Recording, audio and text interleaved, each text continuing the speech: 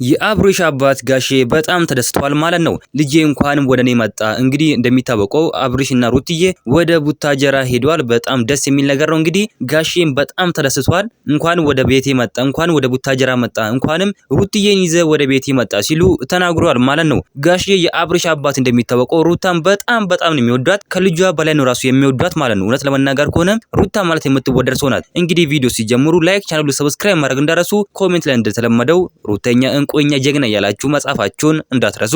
በጣም የሚገርም ነገር ነው። እንግዲህ ዛሬ ይዤላችሁ መጣሁት ከብዙ ጊዜ በኋላ ነው ወደ ቡታጀራ ወደ ቤት የመጣው ሲሉ ተናግሯል ማለት ነው። እንደሚታወቀው አብርሽ ቡታጀራ ከሄደ በጣም ቆይቷል። እንግዲህ ለዛም ከሩታ ጋር በጣም ቆይቷል ማለት ነው። ነገር ግን ዛሬ ስለመጣ በጣም ደስ ብሎኛል፣ እግዚአብሔር ይመስገን፣ ስለቴም ሰመረ ሲሉ የአብርሽ አባት ጋሽዬ ተናግሯል። እውነት ለመናገር ከሆነ በጣም ደስ ይላል። በዚህ ከቀጠሉ እንግዲህ አንድ ላይ የመሆናቸው ቻንስ በጣም ሰፊ ነው እንላለን። እንግዲህ የአብርሽን ትዳር ህይወት እግዚአብሔር ይባርኮ ማለት እንፈልጋለን። በጣም ደስ ያለ ማለት ነው። ጋሼም እንግዲህ መረቋቸዋል። በጣም ይመረቁት። ልጃችሁን ይባርክላችሁ፣ ድጋሚ ልጅ ውለዱ ክበዱ ብለው ተናግሯል ማለት ነው። ጋሽዬ እንግዲህ ምርቃት የማያልቅባቸው ጋሽዬ እውነትም በደንብ ነው የመረቋቸው ማለት ነው። እንግዲህ ሩትዬ አንቺን በጣም ነው የምወድሽ፣ እኔ እኮ በጣም ነው የምወድሽ፣ ከልጆቼ በላይ ነው የምወድሽ ሲሉ ተናግሯል። እንግዲህ ጋሼ የሚወዱት ሰው እውነተኛ ሐቀኛና በትክክለኛ መንገድ የሚሄድ ሰው ነው ጋሼ የሚወዱት። እነሱም ተናግሯል። እንግዲህ በጣም ደስ ይላል። እኔ በበኩሌ በጣም ደስ ብሎኛል ማለት ነው። ጋሼ ምርቃታችሁ ራሱ በጣም ደስ የሚለው። እናንተ ምን ትላላችሁ? ሀሳብ አስተያየታችሁን ኮሜንት ላይ ማስቀመጥ እንዳረሱ፣